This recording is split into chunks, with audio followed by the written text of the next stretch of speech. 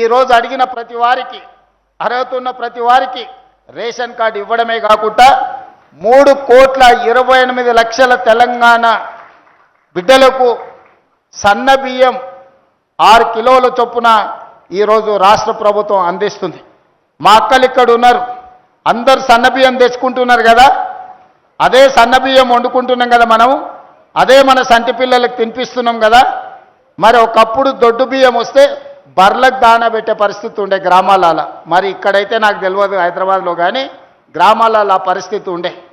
అందుకే ఈరోజు ration card కావచ్చు, సన్న బియ్యం కావచ్చు, ఇందిరమ్మ ఇల్లు కావచ్చు, తొందరలోనే హైదరాబాద్ నగరంలో కూడా 1,00,000 ఇందిరమ్మ ఇల్లు కట్టి పేదలకు అందించే కార్యక్రమాన్ని ఈనాడు చేపట్టబోతున్నాం. ఇప్పటి వరకు 4.5 లక్షల ఇండ్లు గ్రామీణ ప్రాంతాలలో కట్టినాం. మరి పట్టణ ప్రాంతాలలో భూమి ధర బంగారానికంటే పిరమైపోయి వజ్రాల ధర వలుకుతుంది ఇవాళ భూమి. ఇవాళ పేదోళ్ళు ఒక గజం ఏంటన్న భూమి తీసుకుందామంటే జీవితకాలం కష్టపడ్డా కొనలేని పరిస్థితి ఉంది. అందుకే ఈనాడు ఏ విధంగా పట్టణ ప్రాంతంలో ఉన్న పేదలను ఆదుకోవాలని 1,00,000 ఇందిరమ్మ ఇండ్లను పట్టణ ప్రాంతంలో కట్టి పేదలకు పంచి పెట్టాలి అని ఈరోజు కార్యక్రమాన్ని తీసుకున్నాం. గృహ నిర్మాణ శాఖ మంత్రి నిరంతరం ఆ కార్యక్రమాలను పర్యవేక్షిస్తున్నాడు. అదేవిధంగా ఈరోజు పట్టణ ప్రాంతంలో ఉండే వాళ్ళకు, మహిళలకు బస్సులో ఉచిత ప్రయాణమే కాదు, 1000 బస్సులకు యజమానులను ఈరోజు మహిళల్ని చేయడం జరిగింది. 1000 మెగావాట్ల సోలార్ విద్యుత్ ఉత్పత్తి కేంద్రాలను ఇవాళ మహిళలకు ఇచ్చినాం. హైటెక్ సిటీ శిల్పారామం అంటే శ్రీమంతులే ఉండే ప్రాంతం, పెద్ద పెద్ద కంపెనీలు ఉండే ప్రాంతం అని ఇప్పటివరకు మనం అనుకున్నాం.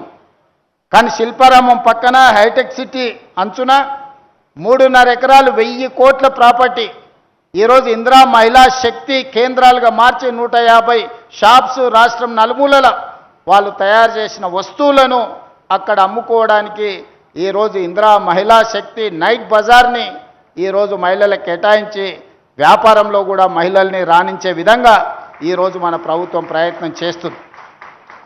నా లక్ష్యం ఒక్కటే, 2034 సంవత్సరం లోపల 1 కోటి మంది ఆడబిడ్డల్ని కోటీశ్వరులను చేసే వరకు విశ్రమించేది లేదు. ఈరోజు 1 కోటి మంది ఆడబిడ్డల్ని కోటీశ్వరులను చేయడానికి అన్ని రకాల ప్రణాళికలు, వాళ్ళకు ఉద్యోగ ఉపాధి అవకాశాలే కాకుండా వ్యాపారం చేసుకోవాల్సిన అవసరమైన మెలకువలు కూడా. ఒకప్పుడు రిలయన్స్ వాళ్ళకి పెట్రోల్ బంకులు ఉండేది, అమ్మాడీలు పెట్రోల్ బంకులు నడిపేది. ఈరోజు ఆడబిడ్డలకు పెట్రోల్ బంకుల కోసం స్థలం ఇచ్చి ఈరోజు పెట్రోల్ బంకుల యజమానులను ఆడబిడ్డల్ని చేసినాం. ఈరోజు అద్భుతంగా వాళ్ళు పెట్రోల్ బంకులు నడుపుతున్నారు. అన్ని ప్రభుత్వ కార్యాలయాలు క్యాంటీన్స్ గతంలో ప్రైవేట్ కాంట్రాక్టర్ల దగ్గర ఉండే, ఈనాడు మహిళలకే ఆ క్యాంటీన్లన్నీ ఇచ్చి క్యాంటీన్ల నడిపి ఆర్థికంగా నిలదొక్కునే ఆర్థికంగా ఆడబిడ్డలకి ఈరోజు ఆర్థిక వెసులుబాటు కల్పించినాం.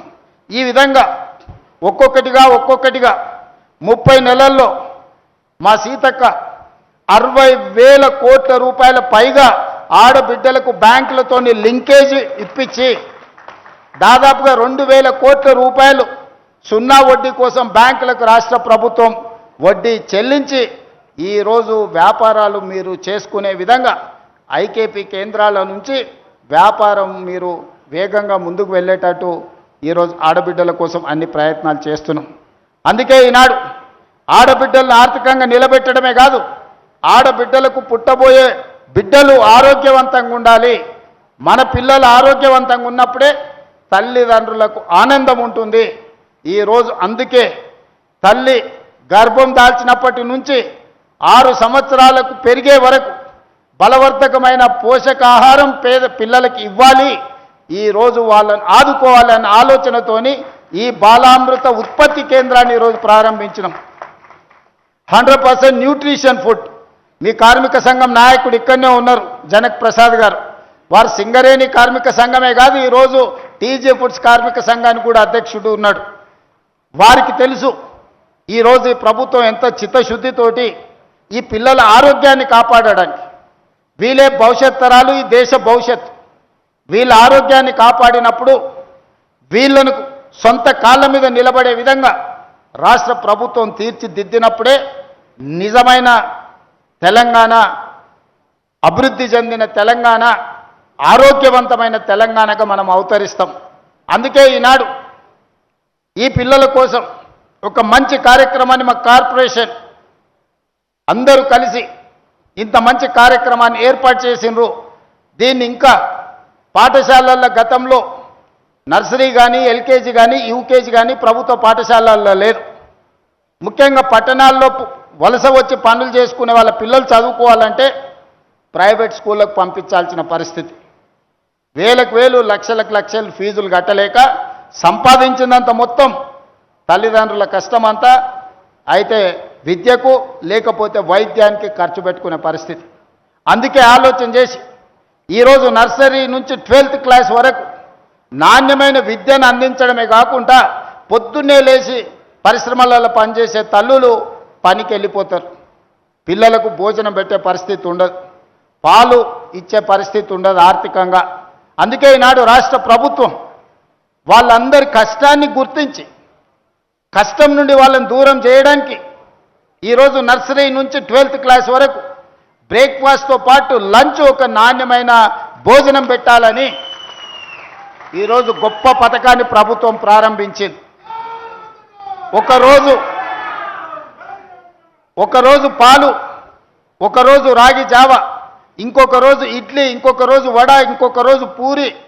ఇట్లా శ్రీమంతులు వాళ్ళ పిల్లలు ఏ విధంగా అయితే పొద్దున బ్రేక్ఫాస్ట్ చేస్తారో ఈరోజు పేదోళ్ళ పిల్లలకు ప్రభుత్వము ఈరోజు బ్రేక్ఫాస్ట్ కార్యక్రమాన్ని ప్రారంభించింది.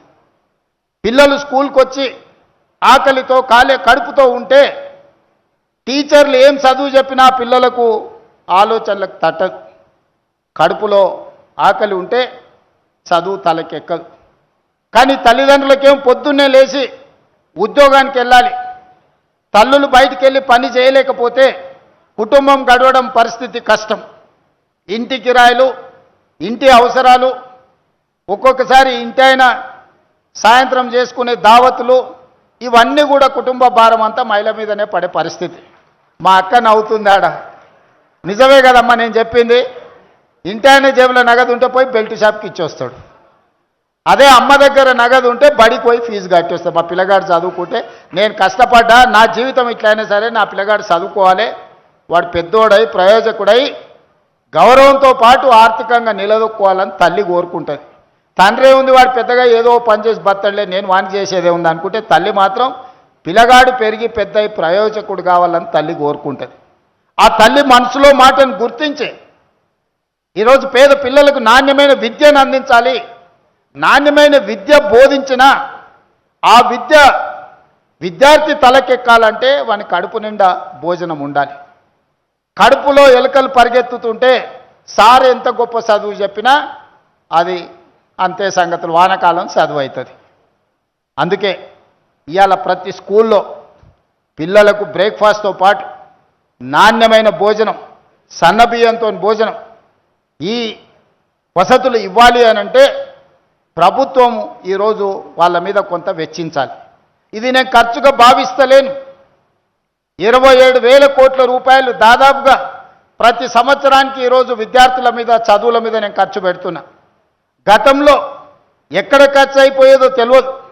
నేను ఎవరిని విమర్శించదలుచుకోలేదు. కానీ ఈరోజు బాధ్యతాయుతంగా విద్యాశాఖ నా దగ్గరనే పెట్టుకొని నేనే స్వయంగా మన ఆరుట్లకి వెళ్ళి ఆ పాఠశాలలో బ్రేక్ఫాస్ట్ ప్రారంభించి అక్కడ ఎంత మంచిగా వంట చేస్తున్నారో ఏందో అన్నీ నేను చూసి వచ్చిన. నిరంతరం కలెక్టర్లను, ఎస్పీలను ప్రభుత్వ పాఠశాలకు వెళ్ళి ఆ స్కూల్లో నాస్టా చేయండి, ఎక్కడైనా నాణ్యత లోపం ఉంటే తక్షణమే చర్యలు తీసుకోండి అని చెప్పిన.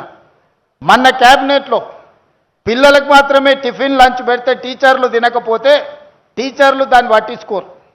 అందుకే 1,25,000 మంది టీచర్లకు మీరు కూడా టిఫిన్ నా లంచ్ అక్కడనే చేయాలని వాళ్ళకు కూడా ఇప్పుడు నిధులు ఇవ్వడమే కాకుండా చట్టం చేసిన. ఎప్పుడైతే సార్ అక్కడ టిఫిన్ తింటాడో, సార్ అక్కడ లంచ్ చేస్తాడో పిల్లలకు పెట్టే భోజనం ఎట్లుందో సార్కు రుచి తెలుస్తుంది. సారుకు రుచి తెలిసినాక ముఖ్యంగా మహిళా టీచర్లే ఎక్కువ మంది ఉన్నారు. అమ్మ మనసు ఊరుకుంటుందా వంట బాగలేకపోతే? ఏ పిల్లలైనా తల్లులు తమ పిల్లలాగానే చూస్తారు. కానీ వండిన వంట ఉప్పు కారం చక్కగా లేకపోతే ఏ అమ్మ ఊరుకోదు. బళ్ళో ఆమె టీచర్ ఉండొచ్చు కానీ ఇంటికి పోతే ఆమె కూడా తల్లే కదా.